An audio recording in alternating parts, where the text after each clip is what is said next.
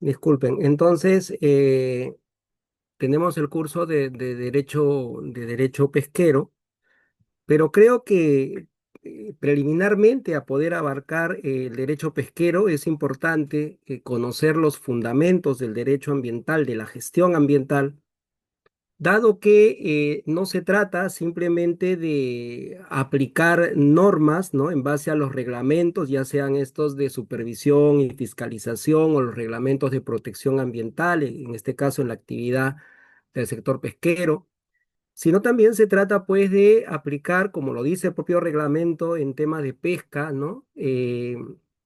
Los principios que se encuentran contenidos en diversa normatividad como la Ley General del Ambiente, el CINIA, el CINEFA, la Ley 2744, ¿no? Que son aplicables a estos casos.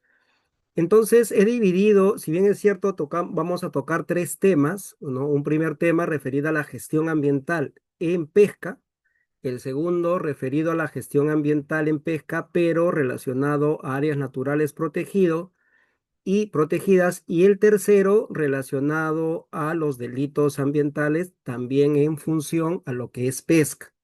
Entonces, creo que como somos abogados, es importante conocer el fundamento, por eso esta clase voy a abarcar mucho el fundamento del derecho ambiental, la evolución del derecho ambiental, gestión ambiental, algunas instituciones propias de la gestión ambiental, como el principio de indivisibilidad, prevención, participación ciudadana, el precautorio, ¿no? Para poder entender el reglamento de protección ambiental de las actividades, en este caso de pesca, ¿no? Haciendo referencia al decreto supremo que aprueba el reglamento de gestión ambiental de los subsectores pesca y acuicultura y la modificatoria de este reglamento en relación al artículo 11, 19, 23, 24, 40, 43, 47, 48, 50, 57, 62 y 71, que fue modificado por el decreto supremo 013 del 2025, ¿no? Que en realidad pues son una serie de modificaciones más de carácter institucional, no institucional desde el punto de vista de organización, sino de instituciones del derecho, como por ejemplo el derecho, los derechos reales, el derecho de propiedad, que no necesariamente tiene que estar inscrito en los registros públicos, sino cualquier otro documento que acredite dicha condición, solamente a modo de ejemplo. En ese sentido, voy a empezar la clase del día de hoy con los fundamentos, ¿no? Del derecho ambiental que ustedes deben conocer. No se trata, como lo vuelvo a repetir, simplemente de hablar de normatividad, ¿no? De ceñirnos a la letra, a la literalidad, sino se trata de comprender, de entender como futuros o con los casos que nosotros vamos a tener, ¿no? A lo largo de nuestra actividad como abogados. Muy bien. Dicho eso, entonces voy a presentar. Bueno, IAQ es una consultora donde nosotros trabajamos, ¿no? Y vemos temas procesales y ambiental. ¿Por qué el tema procesal? El tema procesal es importante, puesto que si bien es cierto, todo empieza con el derecho administrativo, no obstante, cualquier controversia que se suscite en la tramitación de un procedimiento puede terminar en un proceso contencioso administrativo, como también en un proceso constitucional de amparo, ¿verdad? Proceso constitucional de amparo, considerando además la existencia pues de los tribunales, ¿no? En caso de OEFA, por ejemplo, y la tramitación que se realiza en SENACE y en este caso Ministerio de la Producción, ¿no? Porque SENACE todavía es hasta el 2026, diciembre del 2026, la transferencia sobre este tema. Muy bien, en toda la actividad ambiental, sea minería, sea hidrocarburos, pesca, hay un principio o hay una institución que se llama la sostenibilidad. Yo utilizo esta fotografía. Este es un tema, por ejemplo, de minería. Ustedes al lado izquierdo pueden ver que existe pues una concesión minera. Esto está en Guaral. Y al lado derecho ustedes pueden ver la zona agropecuaria, los fundos de mandarinas, de frutas, que está en Guaral, ¿no? Yo veo esta foto y esta foto puede representar la sostenibilidad, ¿no? La convivencia, por un lado, del desarrollo económico y por otro lado, la protección, ¿no? del medio ambiente, la naturaleza, etcétera. Hablar de derecho ambiental también nos invita, como dice Raúl Brañez en su libro Manual del Derecho Ambiental Mexicano, que es un libro, creo, pioneros, ¿no? Uno de los pioneros en derecho ambiental, de diferenciar dos palabras para entender el tema normativo. Dos palabras relacionado con la palabra eficacia y el otro término, la palabra eficiencia. Claro, por un lado tenemos los abogados que vemos o trabajamos con temas ambientales, pero también hay abogados que, como en el caso de pesca, que se dedican pues al aprovechamiento de los recursos naturales, en este caso la pesca, los peces, eh, que en su actividad diaria siempre van a encontrarse con una serie de requisitos, permisos, autorizaciones, licencias, ¿no? Van a estar inmersos en estos procedimientos, sobre todo pues con el tema de la permisología. Entonces, cuando uno tiene una norma, sea de carácter en los temas de supervisión, de fiscalización o ¿no? En estas normas, siempre la interpretación no tiene que ser literal. Recuerden que el reglamento de protección respecto a pesca eh, nos habla de los principios, ¿no? Los principios son reglas de optimización, es decir, los principios tienen por finalidad que aquellas reglas que nosotros encontramos, en este caso en el reglamento de protección ambiental sobre pesca o aquicultura, eh, tienen por finalidad justamente proteger una serie de derechos que tienen mayor rango, por ejemplo, derechos fundamentales, derechos constitucionales, la finalidad del derecho ambiental, la finalidad del reglamento, ¿no? Sabemos hoy en día que cuando hablamos nosotros de supervisión y fiscalización, la multa es la última alternativa que se debe que debe ser tomada como una opción, ¿no? La multa es la última alternativa y lo que importa es, y lo que importa es la conservación de la biodiversidad, que el administrado cumpla con las obligaciones ambientales que no solamente pasan por los compromisos que se asumen a la elaboración, presentación y aprobación de los instrumentos de gestión ambiental, como los estudios de impacto ambiental, sino también intrínsecamente traen consigo una serie de obligaciones como son la ley, como son las disposiciones de los organismos de fiscalización, como son las estipulaciones contractuales, entre otras. Por eso es importante, ¿no? Es importante diferenciar la palabra eficacia y la palabra eficiencia a usted como abogado. Cuando hablamos nosotros de la palabra eficacia, quiere decir que todas las empresas pesqueras cumplen al pie de la letra todas las disposiciones contenidas en un reglamento, en la ley de pesca, etcétera. Pero pese a su cumplimiento, pese a su cumplimiento, no se cumple el espíritu del reglamento, porque el espíritu del reglamento es la conservación de la biodiversidad, la sostenibilidad, ¿verdad? Garantizar que las próximas generaciones también puedan aprovechar los recursos naturales. Y entonces lo que nosotros debemos buscar o debemos leer las normas, además de la eficacia, desde un punto de vista de la eficiencia. Es decir, si la norma materia de aplicación, ya sea por una infracción, por una sanción, es una norma que está cumpliendo la finalidad para la cual ha sido diseñada. Por ejemplo, el Reglamento de Supervisión y Fiscalización Ambiental tiene su exposición de motivos, ¿no? Había uno el 2017, luego pasó al 2019 y últimamente el 2025. Entonces, cuando analicemos normas, las normas debemos analizarlo desde la eficacia y de la eficiencia. Puedo cumplir la norma, pero tal vez por más que pueda yo cumplir la norma no cumple la finalidad para la cual ha sido diseñada. Dicho esto, es importante también saber que cuando hablamos nosotros del derecho, no solamente tenemos que hablar del derecho desde el punto de vista de la positivización, es decir, desde el punto de vista de lo que de aquella norma o aquella regla que fue aprobada por el legislador. Tenemos nosotros la teoría tridimensional del derecho por un lado y por otro lado tenemos el artículo primero de la Constitución, donde tiene a la persona humana y a su derecho a la dignidad como el fin supremo de la sociedad y del Estado. La teoría tridimensional del derecho usted lo va a encontrar en derecho ambiental abundantemente, ¿verdad? Tal es así que existe un artículo de César Landa donde él señala que en el caso del fin supremo de la sociedad y del Estado, también debe ser de la economía la persona humana.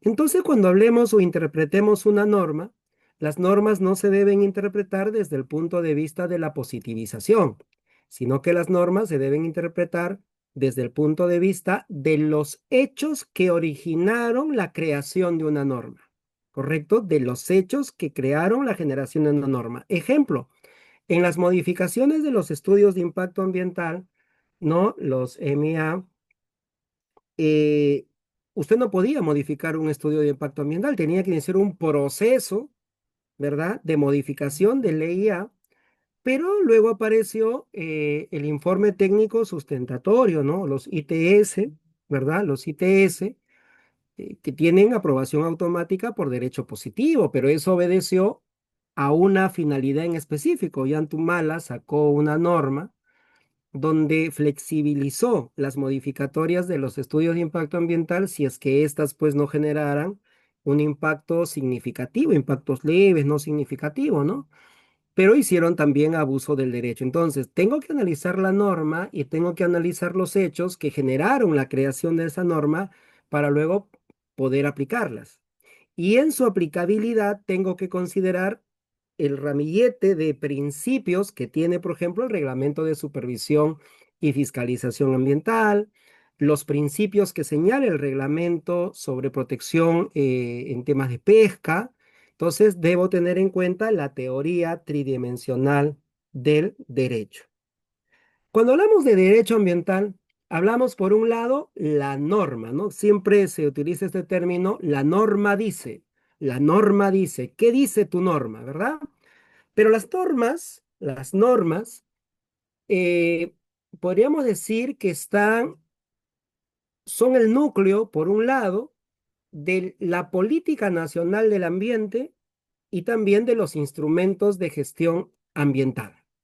Todo empieza con la política nacional del ambiente, política que vamos a ver más adelante cómo esto ha ido evolucionando desde el TLC con Estados Unidos, la creación del Ministerio del Ambiente, la creación de OEFA, la creación de SENACE, eh, la, la poca transparencia o imparcialidad que existían en la certificación ambiental y su fiscalización o cumplimiento de las obligaciones.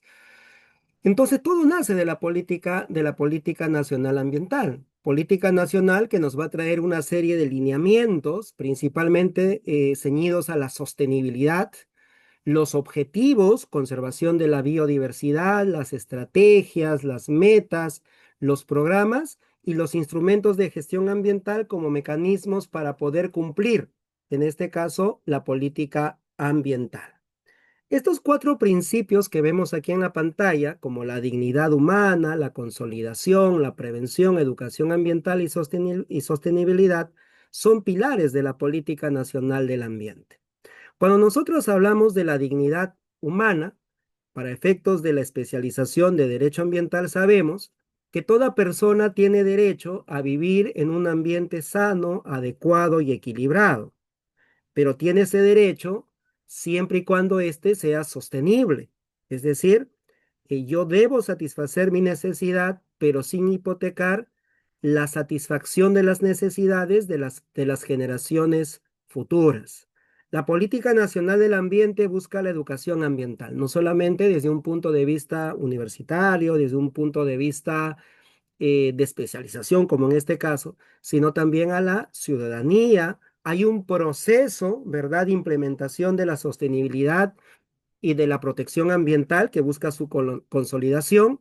Y por eso inicialmente las actividades de protección ambiental tenían como pilar la prevención, ¿no? Prevenir, ¿no? ¿Por qué? Porque había estudios científicos que nos permitían prevenir para luego ya pasar a lo que es el principio de precaución o precautorio, ¿verdad?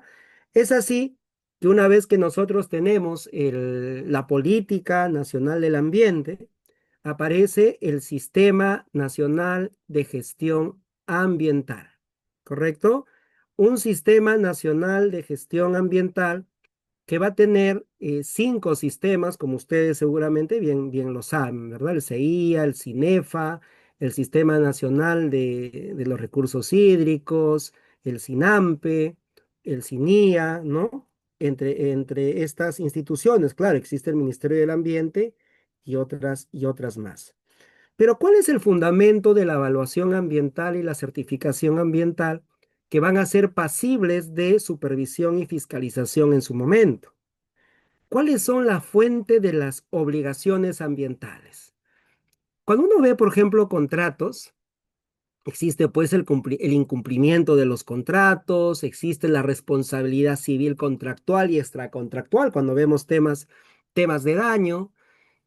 Y claro, a veces se dice, bueno, las obligaciones que no están contenidas en un contrato, pues serán extracontractual. Y sabemos que eso no es así. La fuente de las obligaciones, en el caso que nos ocupa, ¿no? Que nos ocupa, provienen de estas cuatro fuentes. En primer lugar, la legislación ambiental. Claro, cuando uno realiza una actividad económica, uno prepara sus instrumentos de gestión ambiental y los somete a una evaluación para obtener el título habilitante, para obtener la certificación ambiental, ¿verdad? Que luego, posteriormente, la autoridad fiscalizadora, sean las EFAS o EFA, ¿no? Van a supervisar si se está cumpliendo o no con estos compromisos ambientales.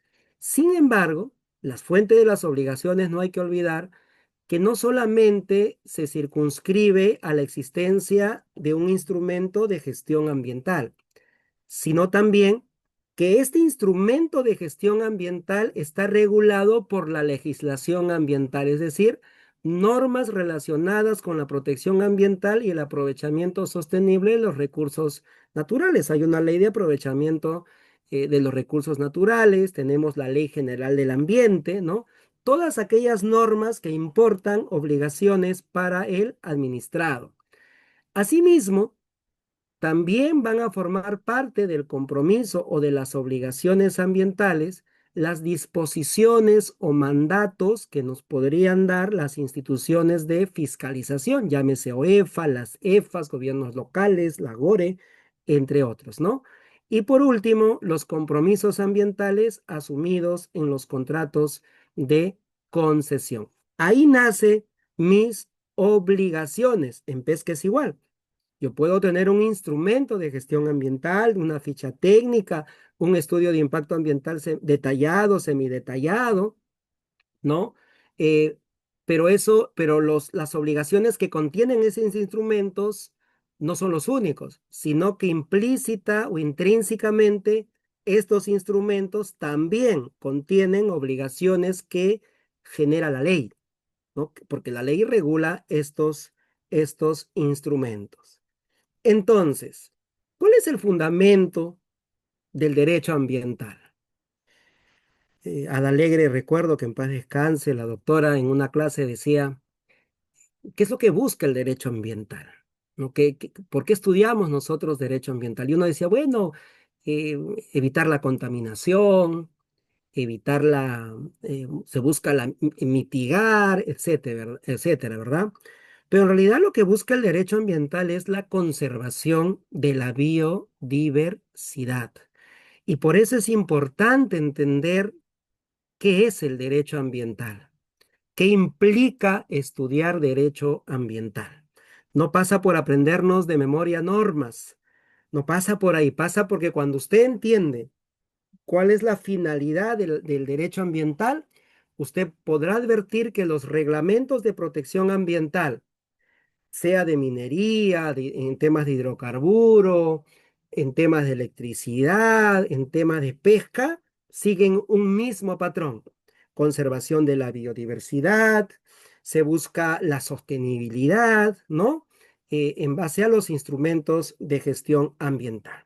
Entonces, empecemos aquí para entender por qué decimos la conservación. ¿Por qué es importante la conservación de la biodiversidad? Conservación que es una de las finalidades que fue contenida en el Reglamento de Supervisión y Fiscalización Ambiental del año 2019, en su exposición de motivo. Se señala que lo más importante es la conservación de la biodiversidad, más allá de pensar que todo es multa. Porque claro, por un lado tengo que pensar el desarrollo económico, el Estado tiene la obligación de generar riqueza, y por el otro lado tengo que buscar la conservación de la biodiversidad, llámese la protección del medio ambiente, la naturaleza, los ecosistemas, coadyuvar al cambio climático, el calentamiento global, entre otros temas, ¿no? Que habitualmente y recurrentemente vemos. Entonces empecemos. Uno de los grandes problemas que tiene el mundo, el planeta, tiene que ver con sobrepoblación, tiene que ver con tecnología, con la investigación, la industria, porque se presentan una serie de necesidades de parte del ser humano porque tienen que estar satisfechas, ¿verdad? Entonces lo que hace el ser humano es producir, produce y produce y produce. eh, Sobrepoblación, viene la globalización, y todo esto generó en los años 30, si hablamos de teoría del derecho ambiental, generó en los años 30 términos como ecología, desarrollo sustentable. No se hablaba de sostenibilidad, claro, en el inglés no existe la palabra sostenible, sino sustentable. Se hablaba de lo verde. Y claro, en los años 30, cuando uno hablaba del derecho, se hablaba que que sujeto de derecho, pues la persona natural, la persona jurídica, las organizaciones no inscritas, y luego ya el concebido, ¿no? El concebido. Y hoy en día se habla que son sujetos de derecho, por ejemplo, un río, la naturaleza, ¿no? Lorenzetti habla en su libro Teoría del Derecho Ambiental sobre eso. Pero en los años 30, imagínense ustedes, hablar de protección ambiental, hablar de derecho del ambiente, ¿no? Derecho ambiental, si el ambiente no o la naturaleza no eran sujetos de derecho. Entonces se identificaron una serie de problemas para su regulación, porque se tenía que pensar en ley, se tenía que pensar en constitución, se tenía que pensar en tratados internacionales. Y entonces se empieza a construir el fundamento del derecho ambiental en base a la biología, aunque no lo crean, en base a diversas teorías. Tenemos a Russell, diversas teorías del origen del hombre, de la naturaleza, etcétera. Y entonces, como todas las ramas del derecho tienen un fundamento, el derecho ambiental también tiene un fundamento, un paradigma. Sobre este paradigma, sobre este fundamento, se van creando todas las reglas que va a tener una determinada rama del derecho. Por ejemplo, en el derecho civil buscamos la solidaridad, en el derecho penal se busca la resocialización, en el derecho tributario se busca la recaudación, y así, ¿no? Entonces, todas las ramas del derecho, el de derecho constitucional, se busca la protección de los derechos fundamentales, que es distinto a la protección de derechos constitucionales como derechos humanos, son términos distintos, que también muchas veces se confunden. Entonces, se empieza a construir el fundamento del derecho ambiental que hoy lo vemos en los reglamentos, el fundamento del derecho ambiental. Antes de aparecer el derecho ambiental, el derecho era uno solo. No, se hablaba de derecho civil, derecho comercial, mercantil, no había derecho procesal, pero todo pasaba por porque en la sociedad aparecían conflictos individuales, ¿no? Los sujetos querían satisfacer sus necesidades y cada quien imponía sus intereses respecto del otro, y así se generaban conflictos intersubjetivos de intereses, ¿no? Y los bienes eran escasos, claro. Si hablamos de que los bienes eran escasos antes que, o sea, estamos hablando antes del derecho ambiental, ¿no? Si hablamos de que los bienes eran escasos, eran porque en sí mismos no eran escasos, sino de que cada persona tiene su propia perspectiva, tiene su propio proyecto de vida, tiene su propio moral, su propia moral, sus propios gustos y antojos. Entonces, por eso los bienes eran escasos, ¿no? Hoy en día existen productos personalizados, estamos en consumismo constante, pero luego advierten, ¿no? De un conflicto individual pasamos a un conflicto colectivo. ¿Por qué? Porque advirtieron de que la fuente de aquellos bienes que van a poder satisfacer las necesidades proviene de un solo bien que también es escaso, en este caso, la naturaleza. Y lo que se busca es la preservación tanto de, por un lado, satisfacer la necesidad de la persona humana y por otro lado, proteger también a la naturaleza. Por un lado, el desarrollo económico y por otro lado, la protección de la naturaleza. Por eso es que pasamos de los conflictos individuales propios del derecho civil, por ejemplo, a los conflictos colectivos. Pasamos de la acción individual a la acción colectiva, lo que serían los intereses difusos.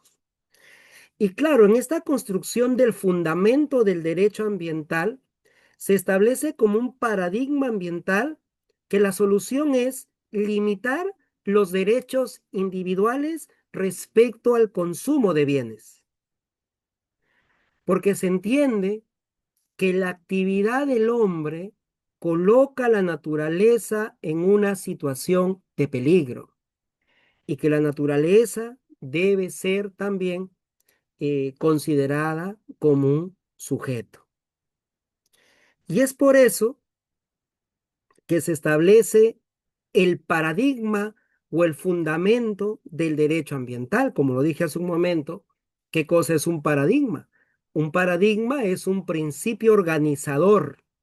Nos va a permitir establecer las reglas y las condiciones de regulación. Sobre esa base se construye todas las normas. Ustedes saben que en el Reglamento de Supervisión y Fiscalización del año 2017 estaba orientado a multar. Todo era multa, así como la SUNAT, ¿no? Ve cualquier cosa, multa. Pero ya el 2019, en virtud de los principios de la OCDE, es que este organismo, ¿no? De calidad normativa, se establecieron que la finalidad de la supervisión y la fiscalización no es multar. La finalidad de la supervisión y fiscalización es la conservación de la biodiversidad, ¿correcto? Entonces,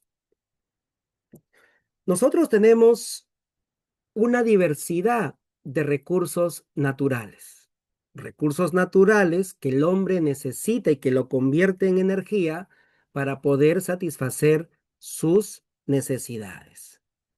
¿Cómo entiendo yo la conservación de la biodiversidad? Porque es importante conocer un poco desde el punto de vista desde la biología. Todo empieza con la unidad de vida, ¿no? La célula eucariota, la célula procariota, que tiene que ver con, por ejemplo, el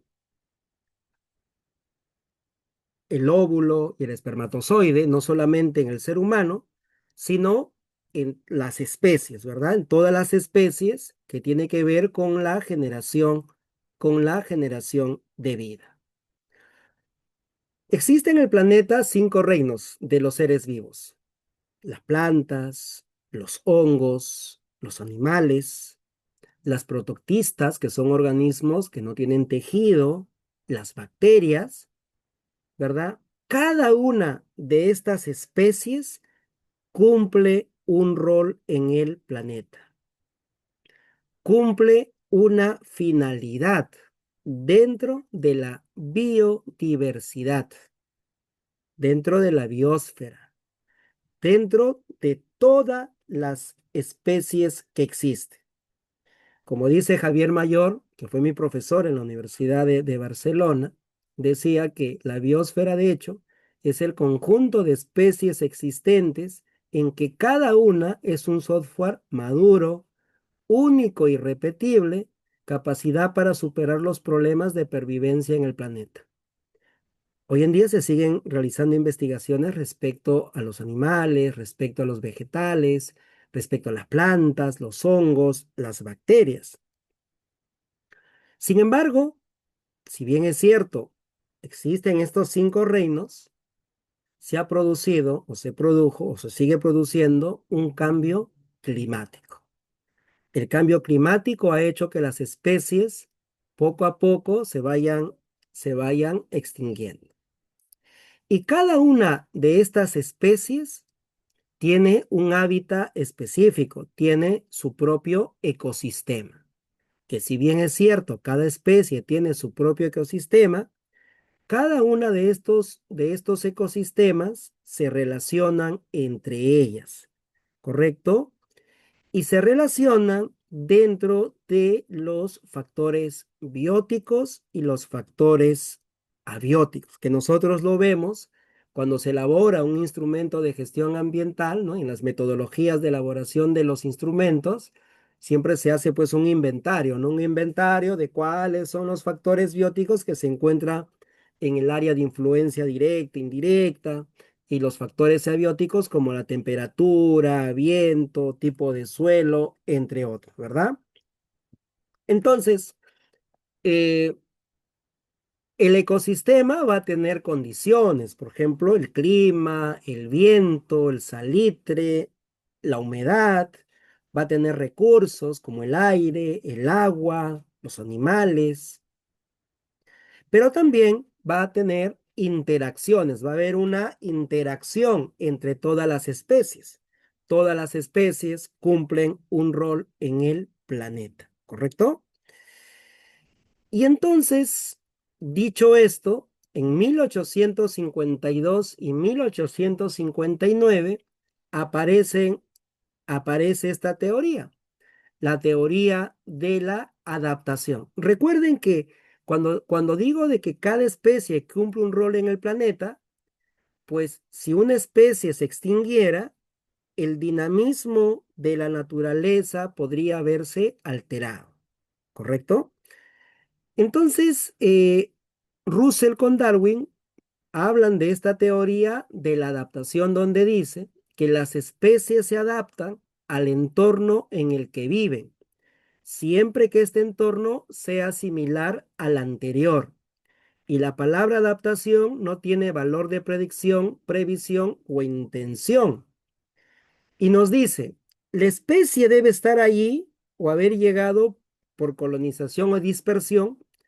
Claro, porque él señala, ¿no? Que cuando las especies están en un determinado ecosistema, el hombre irrumpe este ecosistema. Lo que sucede con las especies se perturban y pueden ocurrir 3 cosas. Primero puede ocurrir la movilidad, es decir, las especies buscan un hábitat bajo las mismas condiciones, los mismos recursos y la misma interacción. O puede ocurrir la extinción de la especie o, que sería mejor, la adaptación de la especie. 3 cosas, ¿no? Movilidad, la extinción y la adaptación, ¿correcto? Entonces, el territorio que debe proporcionar o debe proporcionarse a las especies que se han visto perturbadas por la actividad del hombre, como la minería, la pesca, etcétera, tiene que tener las mismas condiciones, los mismos recursos, las mismas interacciones. Por eso es que cuando se elabora un estudio de impacto ambiental, se hace un inventario de los factores bióticos y los factores abióticos que se generan al momento de este estudio, lo que sería la línea base, ¿verdad? La fotografía del momento en que yo voy a desarrollar el proyecto. Entonces tenemos estas dos teorías, la teoría de la adaptación y la teoría de la perturbación, que se produce precisamente por las actividades del hombre. Muy bien, ¿alguna pregunta hasta aquí? Recuerden que esto es una parte teórica, creo que es importante, ¿no? Para entender derecho ambiental.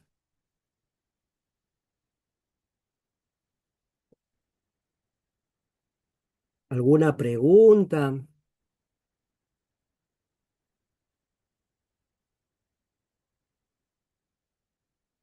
Muy bien.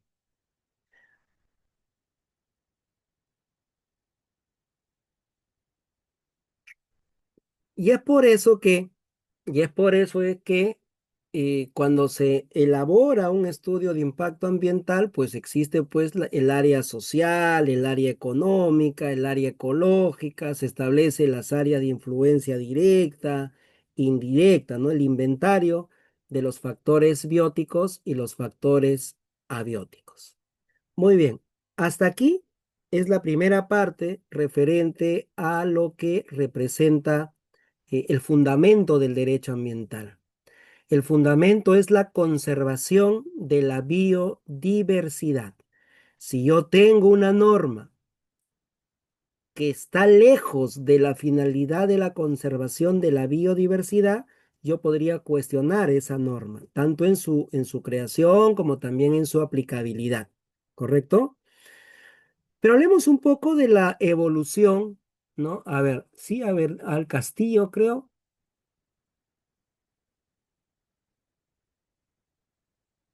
Alguien levantó la mano. Buenas noches, ¿me llega a escuchar? Sí, sí, a ver, le escucho. Doctor, buenas noches, gracias por su exposición. Bueno, yo no soy abogada, ¿no? Se habla del derecho ambiental y la conservación de la biodiversidad, pero ¿por qué no se habla de un deber también ambiental por parte del Estado? Por ejemplo, en esta avenida de los Roles, donde hay varios, se va a cortar la comunicación porque estoy en Perú cero por si acaso. En los ferroles, venía los ferroles que están en el Callao, donde hay una diversidad de empresas pesqueras, por ejemplo, toda esa avenida es, tierra, tantos años y no es asfaltada, es un área donde cuando uno pasa con el carro todo el polvo se levanta. Entonces, ¿por qué no hay un deber también ambiental? Si están contribuyendo eh, con sus impuestos, porque también no el Estado colabora y por ejemplo es una pista así, ¿no? Eso yo le hablo del tema pesquero, pero también hay otras industrias en otras partes de acá de Pachacamac, Orguín, ¿no? Que también son zonas abandonadas donde está la industria, pero sin embargo no pueden tener, no saltan la pista, ¿no? Yo también lo veo de esa manera como un deber ambiental, o sea, ¿por qué también el Estado no contribuye en eso? Un Ujú. pregunta. Gracias. A ver. En primer lugar, debemos saber de que el Estado promueve pues la sostenibilidad, ¿no? Y el Estado es el que regula, el Estado, incluso en el reglamento de pesca que vamos a ver, una de las finalidades es justamente promover la conservación, promover la sostenibilidad, ¿no? De la actividad pesquera. Pero yo creo que es un tema de gestión. Por eso inicialmente empecé, y gracias por la pregunta, empecé, ¿no? Hablando de eficacia y de eficiencia, ¿no? Empecé hablando de eso, ¿no? Que la norma puede ser muy bonita, pero su aplicación es un problema a veces, o a veces la norma no está diseñada correctamente y no logra los objetivos para el cual fue diseñado. O sea, el Estado debería cumplir su misión, por supuesto. El Estado debería realizar más supervisión y fiscalización, por supuesto.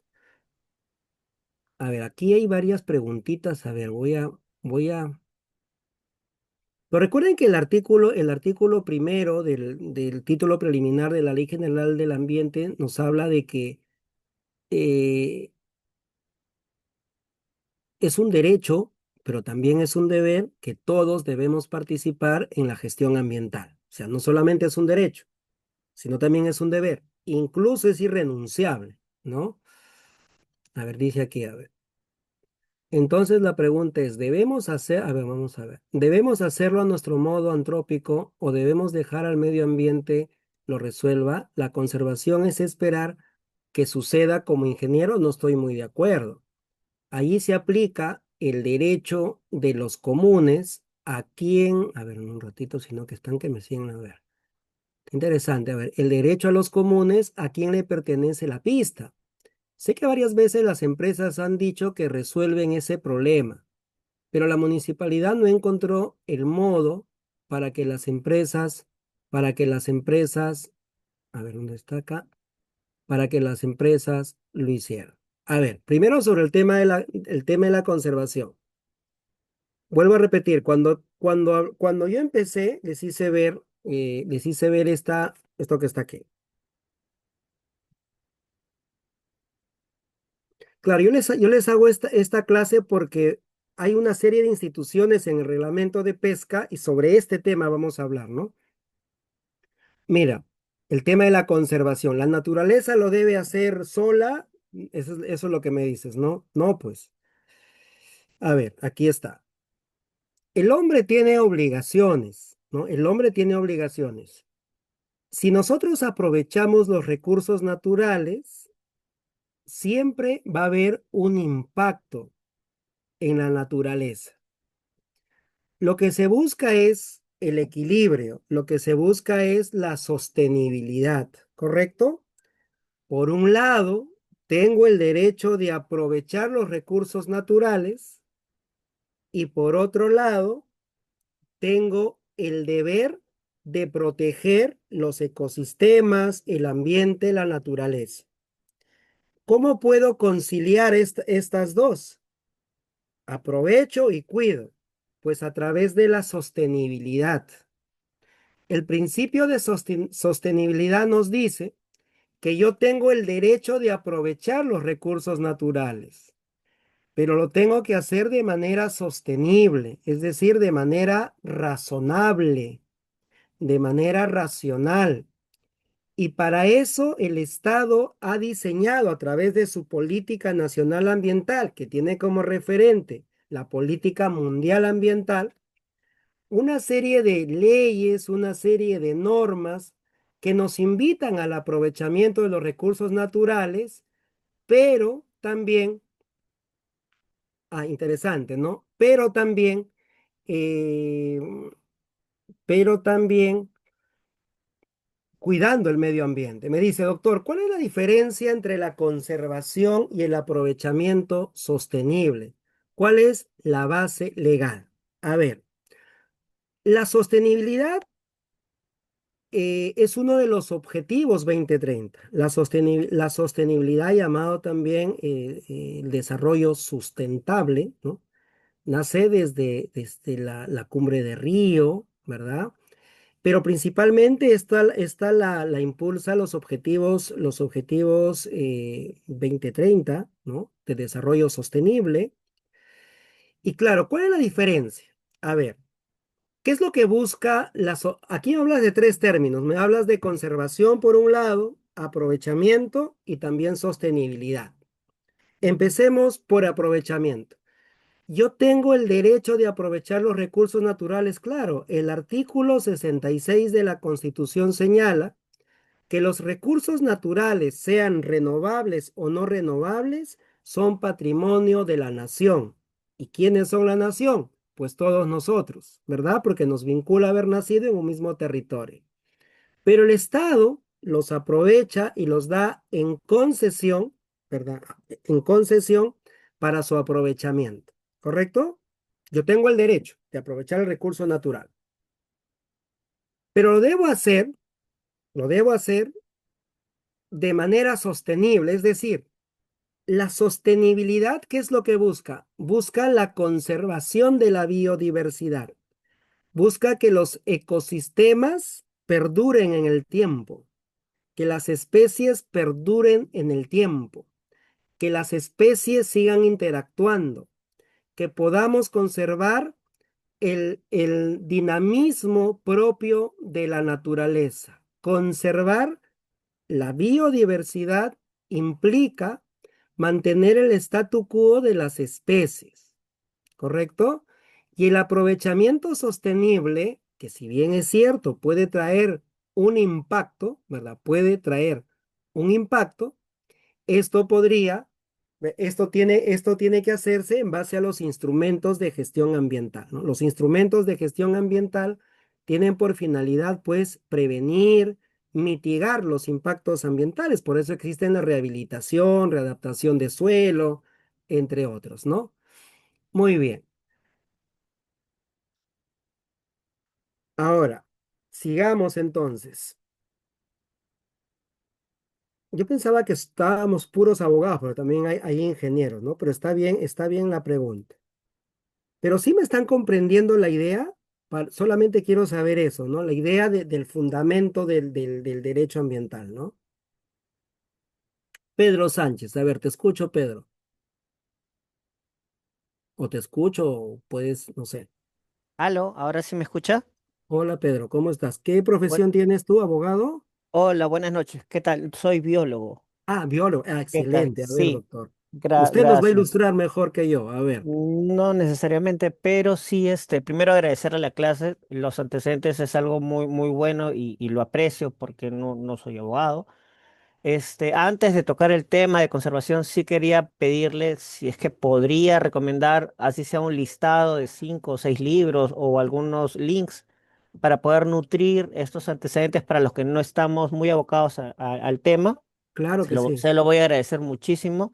Haciendo Respecto a la la... con- pausa, escojo los libros y los digo por acá, no hay problema. Yo se lo voy a agradecer bastante. O artículos que usted considere. Respecto a la conservación, es bueno aclarar que así como hay ecología, biotecnología, botánica, zoología, una de las Ujú, ramas de la biología es la conservación. ujú, Entonces, la conservación, como usted bien lo ha dicho, muy bien, es básicamente para un biólogo, es agarrarse en términos sencillos y no soy muy académico en esto, es agarrarse de todas las otras ramas, es agarrarse de todas las, puedo aplicar geología, puedo aplicar sociología, puedo nutrirme de otras ramas para poder cumplir los requisitos que usted ha mencionado, que es mantener un sistema equilibrado, un ecosistema sostenible pese al aprovechamiento que pueda haber o que no ujú, pueda haber también, ¿no? Porque un animal se puede extinguir sencillamente con o sin extracción de los recursos. ujú, Es básicamente otra rama de la biología que toma como base las otras ciencias para poder llegar al fin que usted está enseñando muy bien y le agradezco la clase. No, qué Nuevamente ocurrencia. repito, sería ideal, bueno, la literatura recomendada y bueno, esa acotación. Sí voy a hacer preguntas por escrito, me doy cuenta que sí están Claro que respondiendo el sí, chat y nuevamente gracias. claro que sí. Sí, pues, claro, cuando hablas de las diversas ciencias, ahí viene dos términos también, ¿no? Una cosa es la multidisciplina y otra cosa es la interdisciplina, ¿no? Por ejemplo, en temas de derecho ambiental, ingresan casi todas las ramas del derecho. Ingresan obligaciones, derechos reales cuando se habla de propiedad, ¿no? De propiedades urbanas, eriazas, áreas naturales protegidas, derecho minero, derecho civil, responsabilidad, daño ambiental, derecho penal, derecho constitucional, o sea, es multidisciplina. Y la interdisciplina, claro, ingresa pues los biólogos, los químicos, físicos, o sea, es una de las ramas. Nosotros en OEFA, por ejemplo, desarrollábamos informes técnicos y siempre al costado hemos tenido biólogos, ingenieros, ¿no? Porque son especialistas en estos temas, ¿no? Alguien me preguntó por aquí, a ver, el MINAN, siendo esta entidad que dice, a ver, vamos a ver.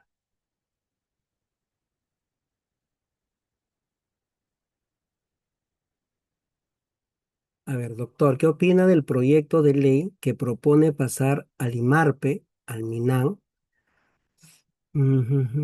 siendo esta entidad base del equilibrio entre la producción biológica? Ay, se me borró acá, a ver. A ver. Es interesante estos temas. Entre producción biológica natural y el desarrollo económico extractivo. Claro, usted lo pone como una entidad no politizada, ¿no? Porque si hablamos nosotros del MINAN, hablamos del Ejecutivo. Es como decir OEFA, ¿no? En Chile hay una superintendencia de fiscalización, ¿no? Yo podría decir también, pues, no, debería independizarse OEFA, SENACE del MINAN, porque al final el MINAN es el poder ejecutivo, ¿no? Y no hay cierto equilibrio, podríamos decir, ¿no? Pero bueno, eso es otro tema, es un tema más de carácter y de gestión, ¿no? Muy bien. Entonces voy a continuar ya, si no, no voy a terminar porque solo tengo 2 horitas. A ver, hablemos un poco de la evolución de la institucionalidad ambiental en los años 90 para ver la diferencia de lo que fue y de lo que hoy nosotros tenemos y cómo esto ha ido evolucionando, ¿no? Voy a empezar esta parte de esta clase. Recuerden que esta clase es el fundamento para entender el reglamento de pesca, ¿no? Y no pasa por leer normas nada más, sino entenderlo, el espíritu del reglamento. Voy a empezar diciendo, ahora que ya sé que no todos son abogados, que existen 4 tipos, voy a dar 4 tipos de normas. Voy a tratar de hacerlo didáctico para que puedan comprender. Una cosa son las normas legales que se asientan en la ley. Otra cosa son las normas constitucionales, que son normas contenidas en la Constitución. Otra cosa son los derechos humanos, son normas que están contenidas en la Declaración Universal de los Derechos Humanos. Y otra muy distinta son los derechos fundamentales. ¿Correcto? Los derechos fundamentales, que si bien es cierto, pueden estar contenidas en la ley, pueden estar contenidas en la Constitución, pueden estar contenidas en la Declaración Universal de los Derechos Humanos, como la vida, el derecho a la libertad, son derechos inherentes a la persona humana. Eso es importante decirlo. ¿Por qué digo esto? El artículo 138 de la Constitución tiene una figura que se llama el control difuso. Es decir, cuando yo tengo una norma que colisione con la Constitución y es una norma de menor jerarquía, pues obvio que yo prefiero la Constitución, pero es una prerrogativa que solamente le dan a los jueces. Derecho administrativo, no hay esta aplicación del control difuso.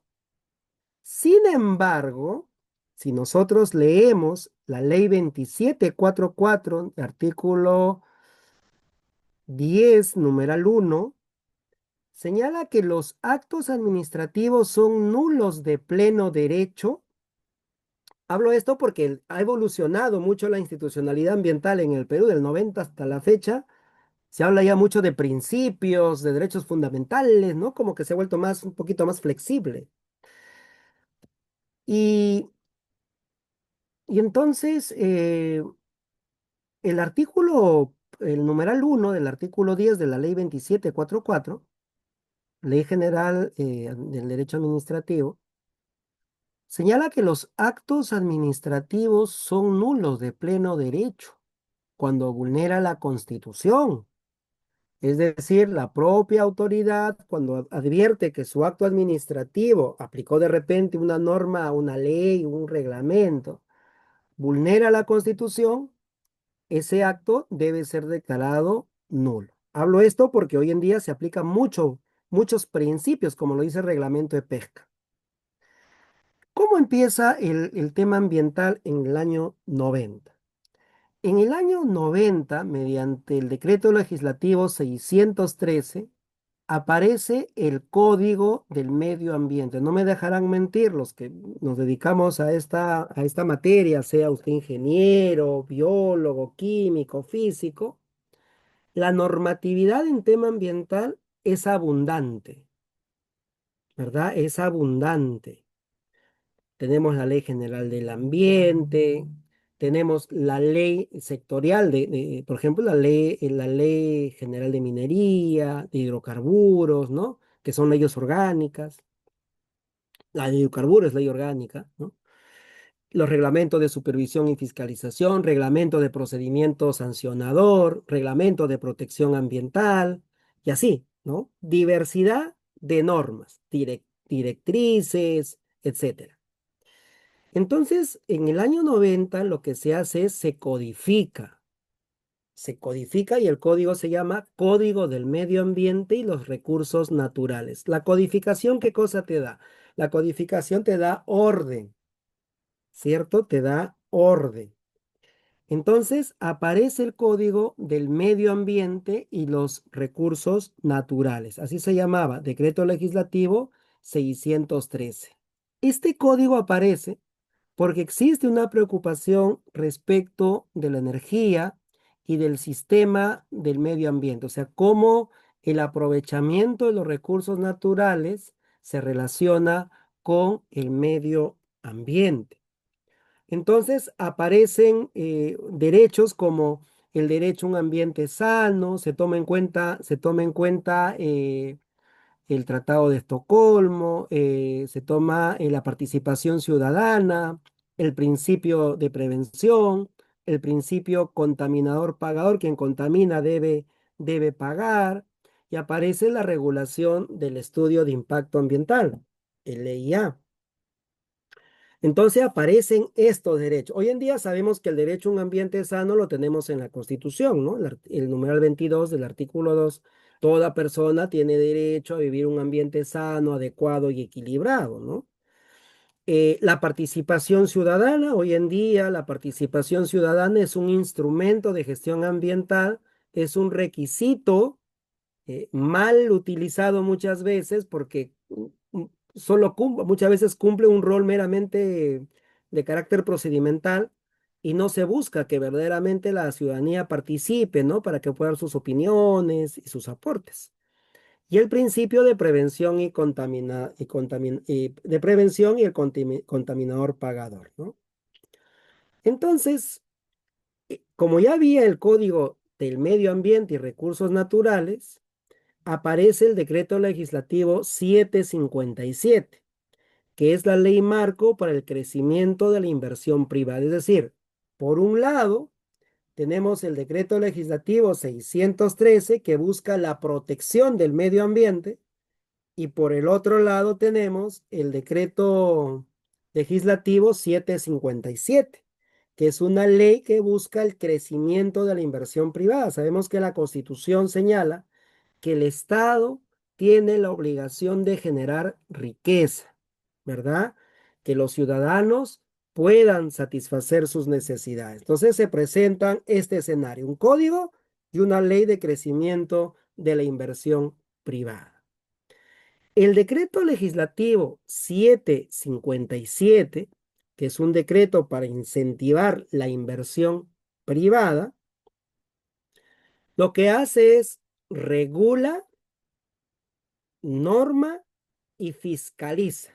Es decir, cada sector, por ejemplo, minería tenía su propia regulación, sus propias normas, su propia área de fiscalización. No es como ahora. Hoy en día, OEFA fiscaliza, SENACE certifica, ¿no? Evalúa los instrumentos de gestión ambiental. En pesca tenemos al Ministerio de la Producción. Pero en el decreto legislativo 757 no era así, pues. Cada sector Cada actividad productiva tenía su propia regulación. O sea, por un lado tenía su regulación de proteger al ambiente y por otro lado tenía su propia regulación en temas de fiscalización. Y en 1990 aparece el reglamento de programa de manejo de adecuación ambiental, famoso PAMA, ¿verdad? Donde las empresas tienen que adecuarse a las nuevas exigencias de contar con un instrumento de gestión ambiental. Ojo que ya hemos dicho de que en los años 90 cada sector era amo y señor de sus propias normas, de sus propias reglas, de su propio mecanismo de evaluación, de fiscalización. No es como ahora. Entonces aparecen las obligaciones ambientales, las empresas tienen que adecuarse y tienen la obligación de presentar un estudio de impacto ambiental e iniciar su procedimiento de adecuación ambiental. Existía en ese tiempo el CONAM, el Consejo Nacional del Ambiente, que estaba adscrita a la presidencia del Consejo de Ministros, no había un Ministerio del Ambiente. Este Consejo Nacional es el que establecía la política nacional, que hoy lo haría el Ministerio del Ambiente, y establecía cuáles son las obligaciones ambientales que hoy tenemos en la Ley General del Ambiente, y coordinaba con todos los ministerios. Hoy el MINAM coordina pues con todos los ministerios, principalmente con el Ministerio de Economía y Finanzas, ¿no? ¿Cuáles eran las características de, de los años 90 en temas de supervisión, en temas de fiscalización? Era una mirada sectorial. O sea, cada quien defendía su fuero, cada quien defendía su sector, ya no había una colaboración entre instituciones, los estándares eran incipientes, ¿no? Los LMP, los estándares de calidad ambiental o llamados así, no había poca coordinación entre las autoridades, imagínense ustedes, cuando aparece OEFA o Sinermin, ¿no? Va perdiendo, se les va perdiendo las competencias y todo va pasando a OEFA, todos los instrumentos de gestión ambiental que tenía Osinermin, ¿no? Claro, Osinermin, ¿no? Había un periodo lento de aprendizaje, el derecho ambiental era nuevo, pocos abogados en temas ambientales y la adecuación fue progresiva, ¿no? La adecuación fue progresiva.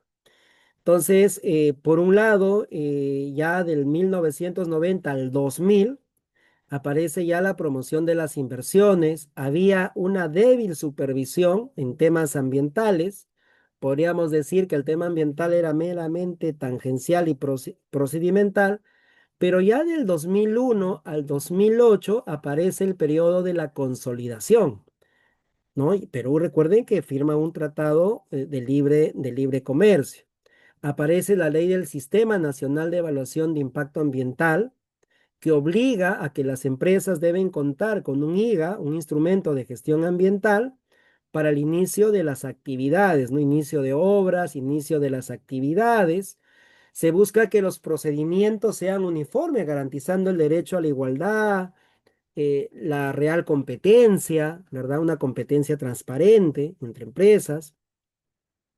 Y se asigna al CONAN el rol de coordinación entre todas las autoridades sectoriales y ya la ley del Sistema Nacional de Evaluación de Impacto Ambiental se reglamenta el año 2009, ¿no? Y el 2004, con la ley 28245, aparece la ley marco del Sistema Nacional de Gestión Ambiental, ¿no? Desde los tres niveles, desde el gobierno nacional, el gobierno regional y local, ¿no? Aparece el SINAMPE, el CINEFA, el CEIA, el CINIA y el Sistema Nacional de los recursos hídricos, ¿no? Se van dando la competencia. Y ya el 2005, mediante la ley 28, que es la ley marco en tema ambiental, de lo que se busca es la efectividad del ejercicio del derecho fundamental a gozar de un ambiente equilibrado, adecuado para el desarrollo de la vida. Y es ahí donde se reconoce el principio de sostenibilidad. Me hicieron una pregunta, ¿cuál es la base, no? Claro, la sostenibilidad está en la Constitución, está en los tratados internacionales. Recuerdan que los tratados internacionales forman parte de nuestro ordenamiento jurídico de conformidad con el artículo 55, si no me equivoco, de la Constitución. Y además de, claro, y los tratados internacionales y dentro de ellos están los objetivos 2030, ¿no? La prevención y el precautorio, ¿no? Que son dos principios interesantes. El principio de prevención tiene como sustento el conocimiento científico, ¿no? La data científica, o sea, científicamente yo podría prevenir una situación de tal vez de impacto ambiental negativo, significativo, moderado, y podría prevenir. Pero como la naturaleza es impredecible la naturaleza, aparece el principio precautorio. No hay evidencia científica de que la actividad podría generar algún daño, pero en base a la experiencia tal vez de otras empresas, de otras situaciones, se establece la necesidad de ser cautos, ¿no? De establecer, de aplicar este principio estableciendo medidas de protección. El tema de la internalización de costos también es importante, ¿no? Se busca que las empresas, los administrados, entiendan que si contaminan menos, ganarán más. Y la responsabilidad ambiental que tiene que ver con el daño. Y el 2008 es la época del fortalecimiento, ¿no? Aparece SENACE,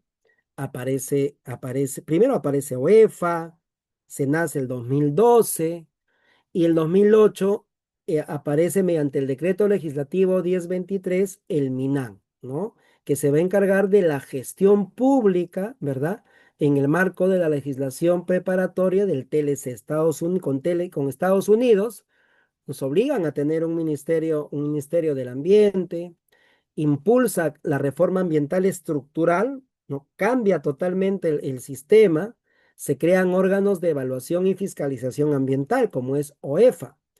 Yo ahí tengo cierta crítica, ¿no? Yo creo que OEFA debería ser una institución autónoma, ¿verdad? Porque pertenece al Ejecutivo, o sea, está adscrita al Ejecutivo. Entonces ahí hay un tema que muchas veces podría obedecer a un tema político, tal vez, ¿no? ¿No? Y tenemos a OEFA, antes quedaba en República de Panamá, hoy queda en Jesús María, como muchos lo conocen. Y entonces OEFA se va a encargar de fiscalizar, supervisar, controlar y sancionar, ¿no? Sancionar, establecer sanciones, porque va a supervisar el cumplimiento de las obligaciones ambientales, ¿no? Que se garantiza el acceso a la información pública. Cualquier persona puede solicitar información de cualquier procedimiento administrativo, ¿no?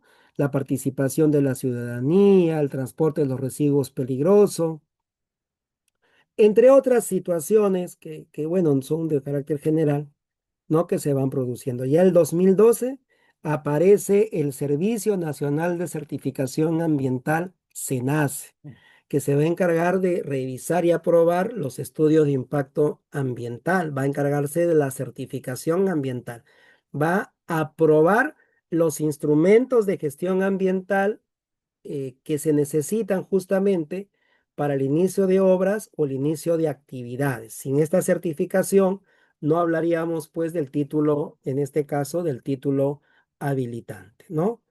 Muy bien. Entonces aparece SENACE y SENACE va asumiendo progresivamente, ¿no?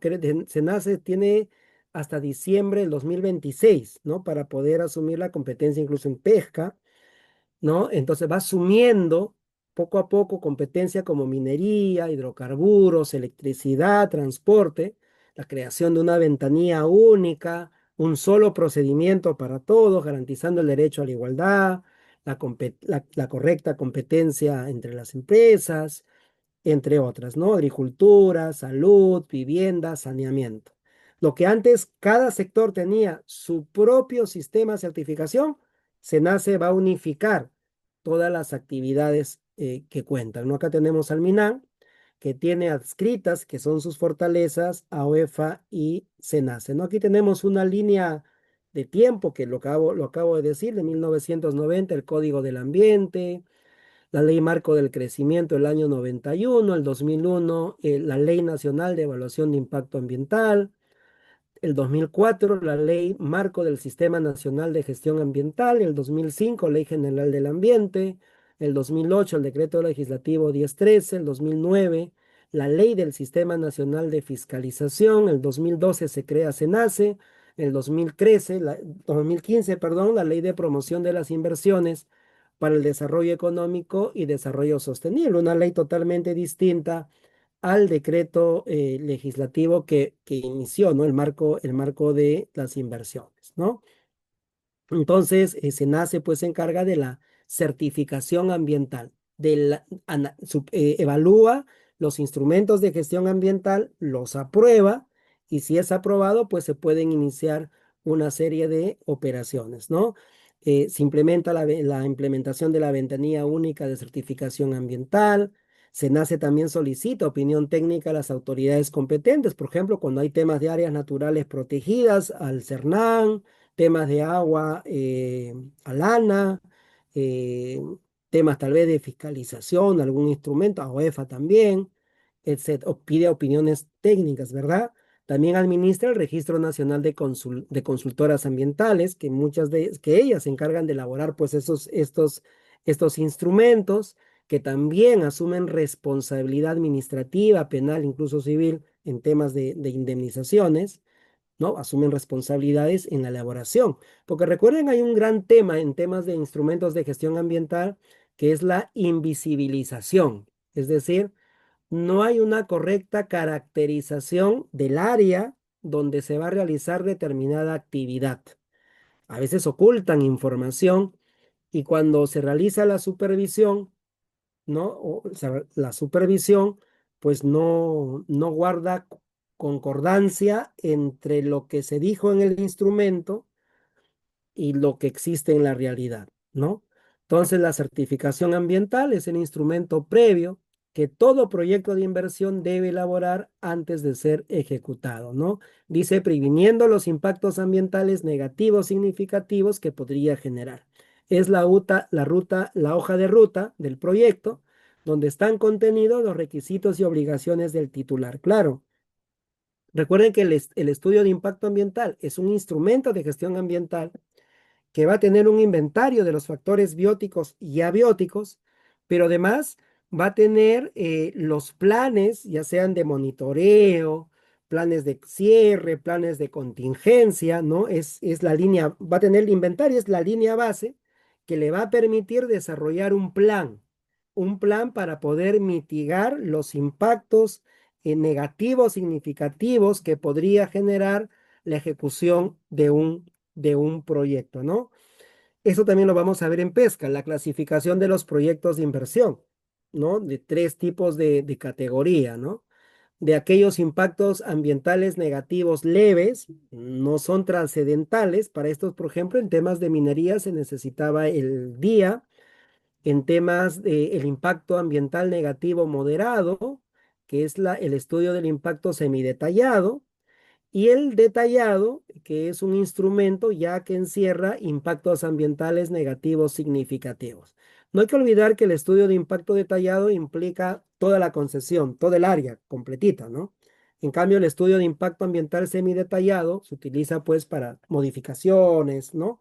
Pero que sí van a representar impactos ambientales negativos moderados, ¿no? Acá tenemos algunas instituciones que conforman el CIA, el MINAN, el ANA, el CERNAN, las CEFAS, la sociedad civil, titulares de los proyectos, las consultoras, entre otras. Muy bien, vamos a hacer una pausita de unos 7 minutos para terminar esta parte y al menos hacer la introducción de lo que nos importa, que es el reglamento pesquero, ¿ya? Para poder terminar a las 9 como corresponde. Gracias.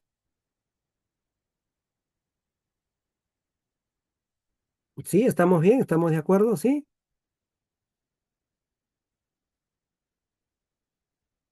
Ya, listo.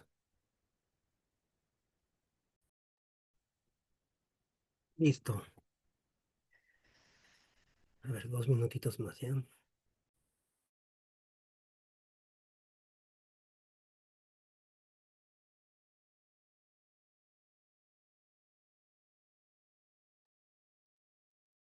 ¿Alguna pregunta? ¿Algo que quieran preguntar? No hay ningún problema, yo les respondo, ¿eh? Les respondo dentro.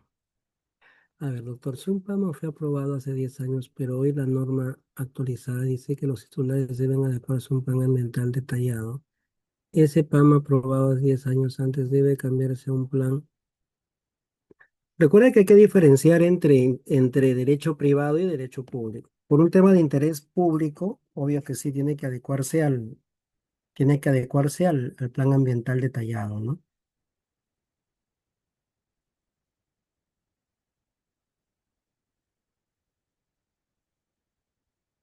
Es igual cuando me preguntan de silencio administrativo positivo y el silencio administrativo negativo, ¿no?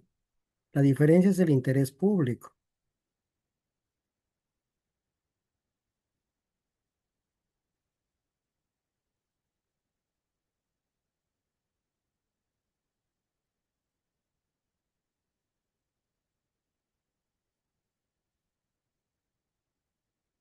Muy bien, voy a continuar, ¿ya?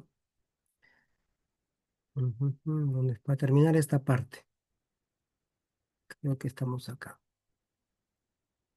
A ver, sí, ustedes, sí. Ahora, no hay que olvidar que el reglamento, en este caso de protección en temas de pesca, ¿ya? Como cualquier otro reglamento, ya sabemos la conservación, sabemos la sostenibilidad, va a tener como pilares, ¿no? Va a tener como pilares siempre los LMP, los límites máximos permisibles y los estándares de calidad ambiental, ¿ya? Eso sí quería precisar. Un estándar de calidad ambiental es la medida de la concentración o del grado de elementos, sustancias o parámetros físicos, químicos y biológicos en el aire, agua o suelo, en su condición de cuerpo receptor, que no representa riesgo significativo para la salud de las personas ni el ambiente. Es decir, es un referente obligatorio en el diseño de aplicación de todos los instrumentos de gestión ambiental, en el sentido que la actividad que yo voy a desarrollar es una actividad que, si bien es cierto, puede causar impacto ambiental, el impacto eh, es- no puede ir más allá del estándar de calidad ambiental. Por eso existen los límites máximos permisibles. Es la medida de concentración o del grado de elementos, sustancias o parámetros físicos, químicos y biológicos que caracterizan a un efluente o a una emisión que, al ser excedida, causa o puede causar daño a la salud, al bienestar humano y el ambiente. Su cumplimiento es exigible legalmente. Es decir, mi propia actividad, mi actividad económica, ¿cierto? Va a generar concentración de elementos, sustancias, etcétera, de contaminación, pero esto no puede ir por encima de los límites establecidos, ni tampoco en base a los estándares de calidad ambiental.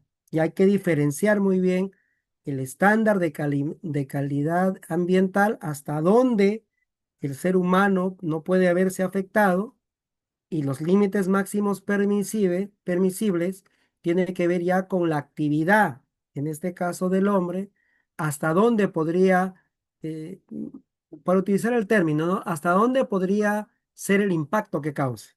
Y naturalmente para esto va a emplear sistemas de mitigación, planes de mitigación. ¿Correcto? Muy bien, esto les quería hablar. Listo, ahora vamos a entrar ya a lo que nos importa. Si no hay ninguna pregunta, vamos a hablar si no me equivoco, es esto que está aquí. Listo. ¿No? Como introducción, porque mañana, el día 14, vamos a desarrollar esto con mayor amplitud. Vamos a ver algunos aspectos que encierra el reglamento de gestión ambiental de los subsectores de pesca y acuicultura, que tiene que ver con la protección, en este caso ambiental, ¿no? Protección ambiental y algunos aspectos de las modificaciones que se presenta por el Decreto Supremo 013-2025 produce. Como ustedes pueden ver, como ustedes pueden ver del artículo primero de este reglamento de gestión ambiental en este sector, la conservación es el eje de este reglamento. Nos dice, el reglamento tiene por objeto regular la gestión ambiental, tiene por objeto regular la actividad de la pesca, la actividad de la acuicultura, ¿cierto? La conservación y aprovechamiento de los recursos hidrobiológicos en el desarrollo de los proyectos de inversión y actividades, así como regular los instrumentos de gestión ambiental y los procedimientos administrativos vinculados a ellos, ¿correcto? Ese es el objeto de este reglamento: la conservación de la biodiversidad por un lado y por otro lado el aprovechamiento de los recursos hidrobiológicos. En resumen, conservación de la naturaleza, protección de la naturaleza y por otro lado el desarrollo económico. Y claro, ¿y cómo conciliamos estas dos? A través de la sostenibilidad, ¿correcto? Principio de sostenibilidad. ¿Cuál es la finalidad que tiene este reglamento? Habíamos dicho líneas adelante que la naturaleza tiene su propio dinamismo y para la adaptabilidad uno de los elementos es la interacción de las especies, la interacción de los seres vivos. El artículo 2 de este reglamento lo deja claro, dice, promover y garantizar que los proyectos de inversión de estas actividades, así como las políticas, planes y programas sectoriales, se desarrollen de forma sostenible, o sea, que garanticen que las próximas generaciones también aprovechen la pesca, también aprovechen los recursos propios de la pesca, propios de la actividad acuícola. Dice, considerando las interacciones que se producen entre los medios físico, biológico, económico, social y cultural. Aquí interpretemos esto. Lo que nos está diciendo es que cuando se realiza una actividad, se hace un inventario, ¿verdad? Nos dice físico, biológico. Nos habla de la economía, nos habla de lo social y cultural.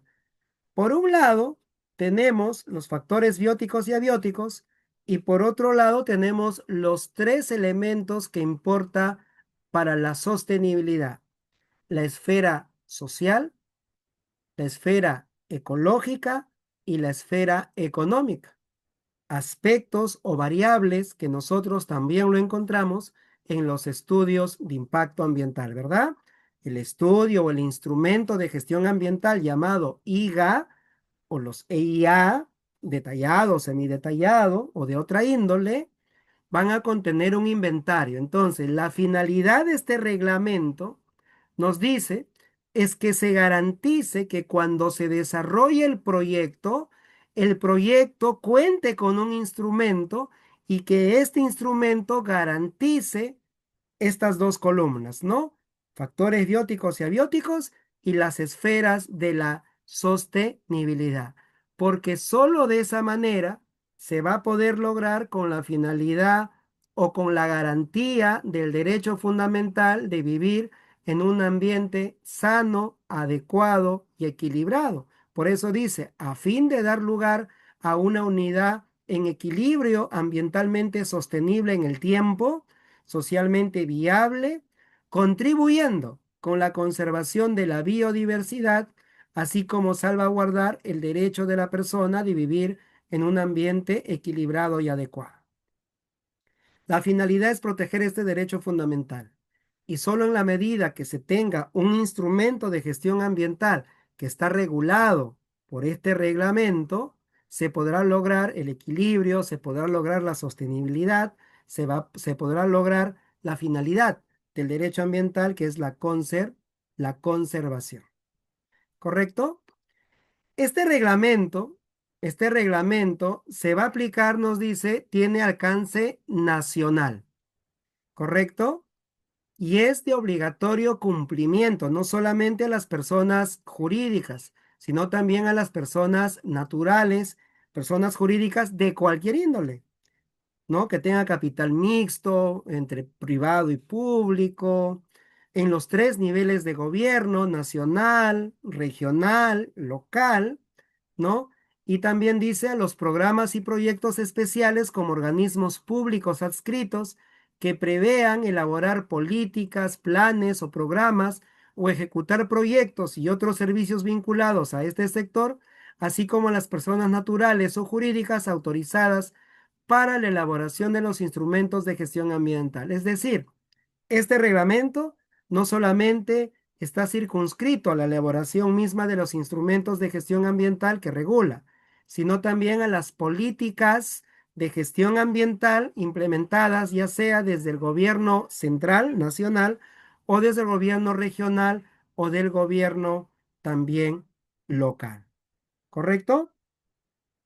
Y el artículo 4 nos va a hablar de algunos lineamientos, ¿no? Lineamientos de la gestión ambiental que se tiene que considerar para poder interpretar las normas, así como hemos hablado del fundamento del derecho ambiental, nos habla el espíritu que tiene este reglamento.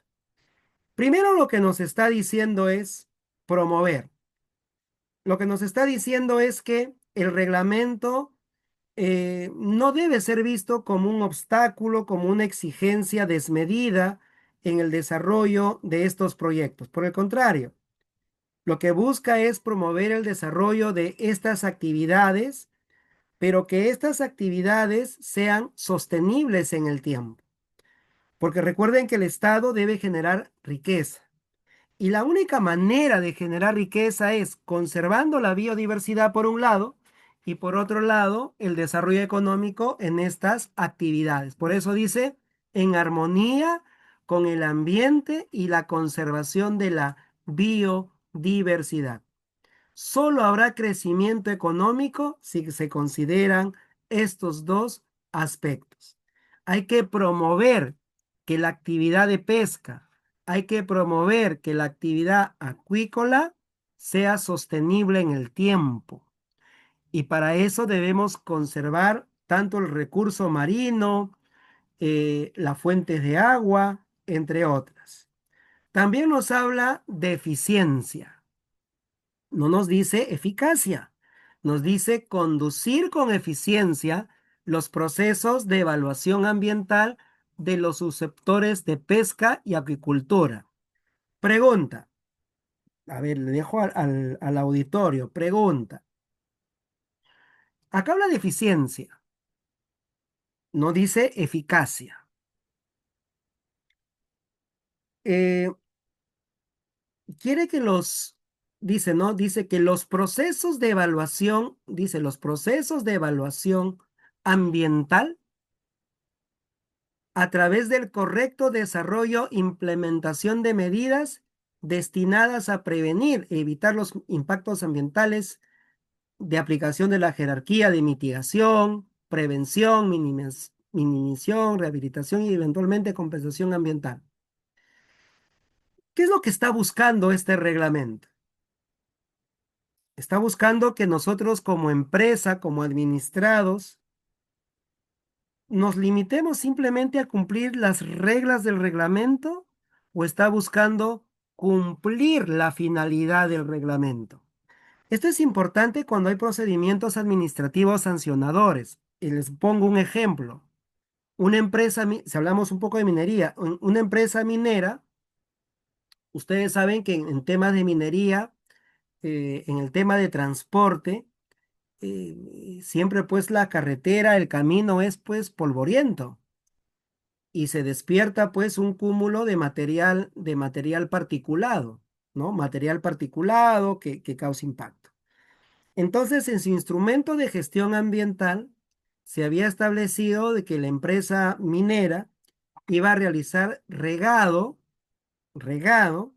con agua salina, agua de mar, para evitar el levantamiento del material particulado. Estamos hablando de eficiencia, interpretación normativa. Y resulta que cuando va la autoridad, en este caso es supervisora, ¿no? Y para luego, para la fiscalización, advierte que no estaban realizando el regado con agua salina, estaban realizando el regado con agua dulce. Habían comprado cantidad de agua dulce.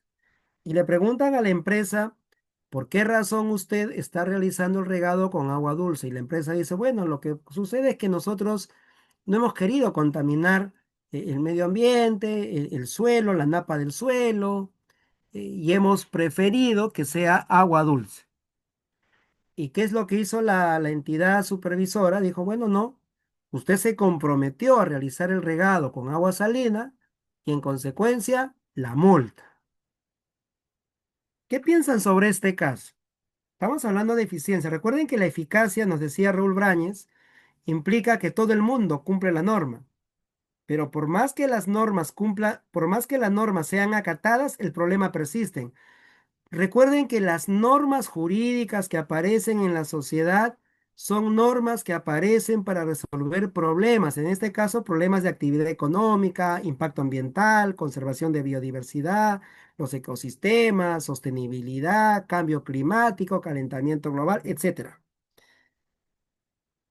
Entonces, todo el mundo puede cumplir la norma, eficacia, pero tal vez la norma está diseñada de tal manera que ha sido diseñada detrás de un escritorio y la norma no refleja lo que ocurre en la realidad.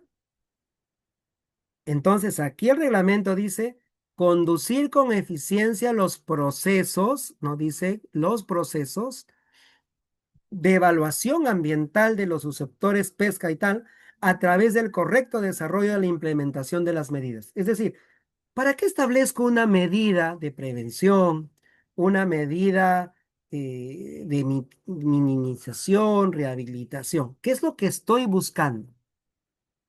En el caso del ejemplo de la empresa minera, ¿qué piensan ustedes? ¿Cómo usted hubiera resuelto ese caso? ¿Le correspondía la sanción o no le correspondía la sanción? ¿Qué me dicen ustedes?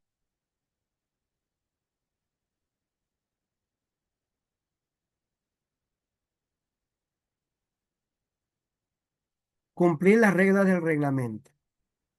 Pero el reglamento, en este reglamento, por ejemplo, a ver, debía modificar su estudio ya. No correspondería a la multa, entiendo, Pablo, Pedro, ¿no? No correspondería a la multa. Si aquí en el lineamiento del reglamento, miren, o sea, el espíritu del reglamento, porque se llaman lineamientos, o sea, lo que serían principios, nos están diciendo, lineamientos para la gestión ambiental, ¿correcto?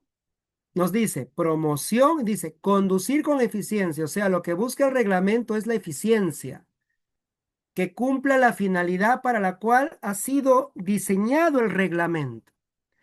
¿El reglamento ha sido diseñado para qué? Lo hemos visto hace un rato, ¿verdad? Es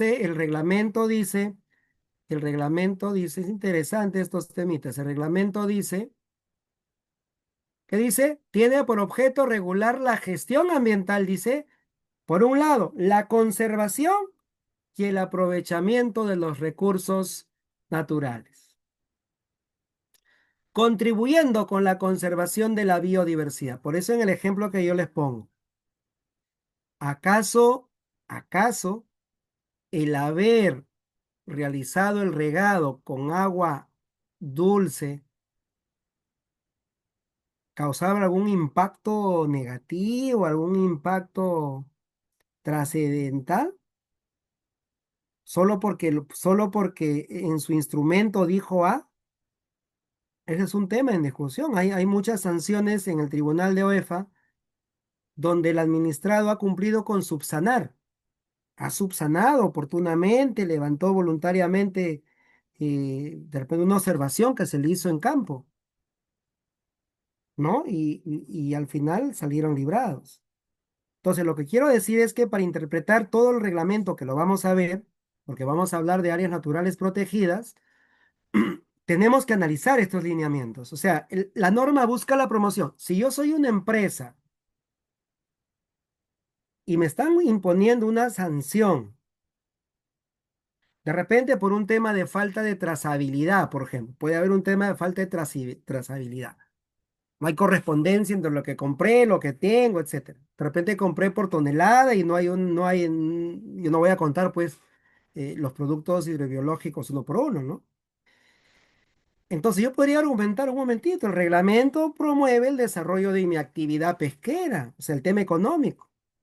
Y usted al imponerme una sanción no está cumpliendo con este lineamiento. O yo he realizado esta actividad en aras de la conservación de la biodiversidad. Sí me estoy dejando comprender, ¿verdad?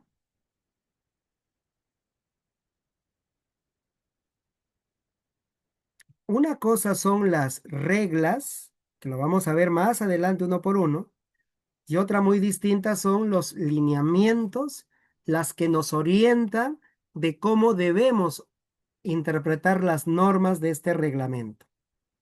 Acá lo que nos están diciendo es, primero, buscamos el desarrollo económico; segundo, buscamos eficiencia, conservación de conservación de la biodiversidad. También nos dice, fortalecer la gestión, nos dice, fortalecer la gestión ambiental.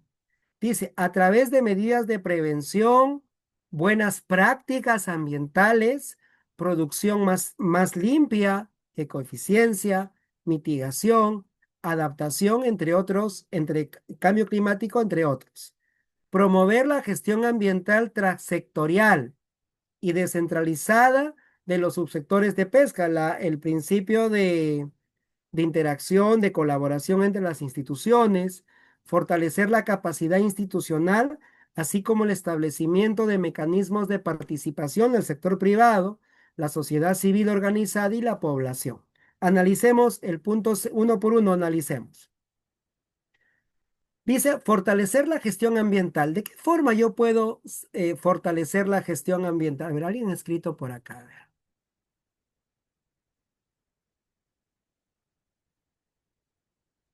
¿Alguien escribió o no escribió? A ver. Ajá. A ver. Algo similar ocurrió con la norma que salió que por cada embarcación descargada se debería realizar un control de pesaje incluyendo con todas sus pesas. ¿Ya?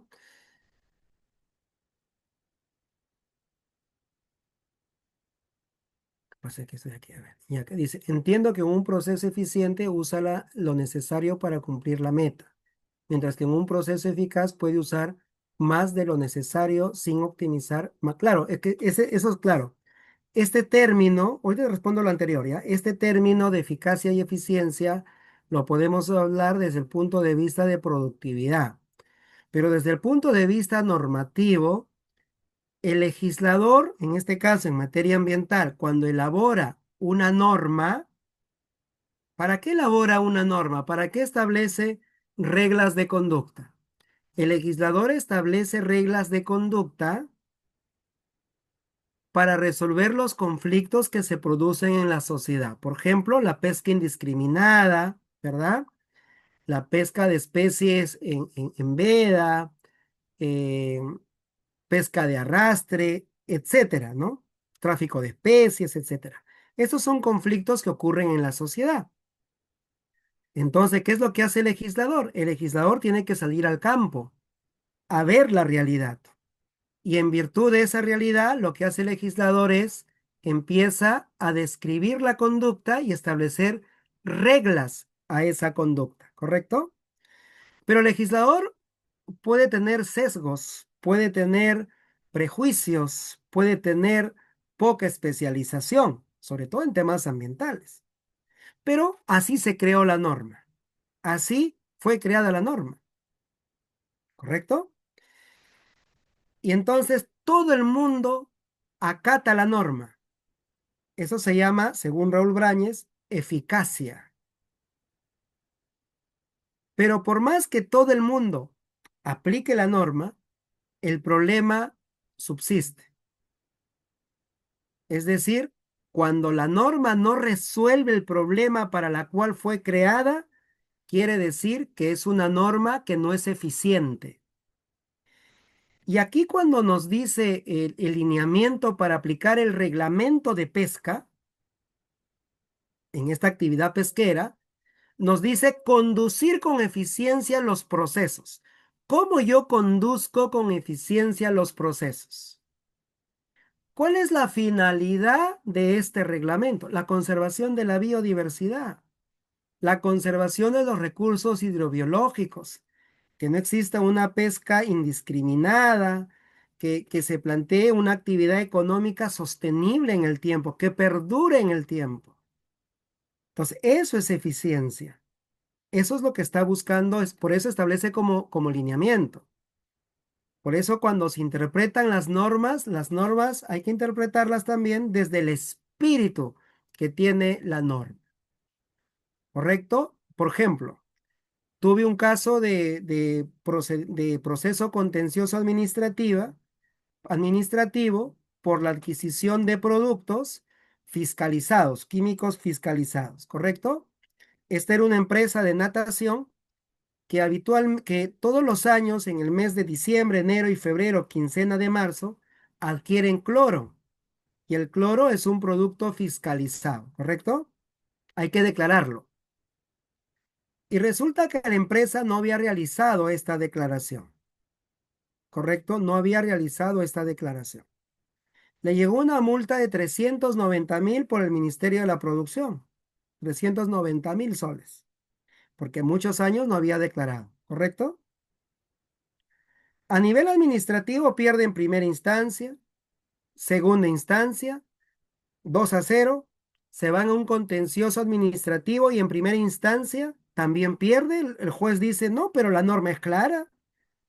La norma dice que si tú no declaras, te corresponde una multa de 390.000 soles. Apelan, se va a la segunda instancia y los jueces superiores opinan lo mismo y dicen, no, la norma es clara. La norma dice que si tú no declaras, te corresponde una multa de 390.000 soles. ¿Correcto? Se va a la Corte Suprema, y ahí viene lo importante de los lineamientos, lo importante de los lineamientos, y la Corte Suprema dice, pero a ver, analicemos la norma. ¿Cuál es el espíritu de la norma? ¿Cuál es la exposición de motivos? ¿Para qué se ha creado esta norma?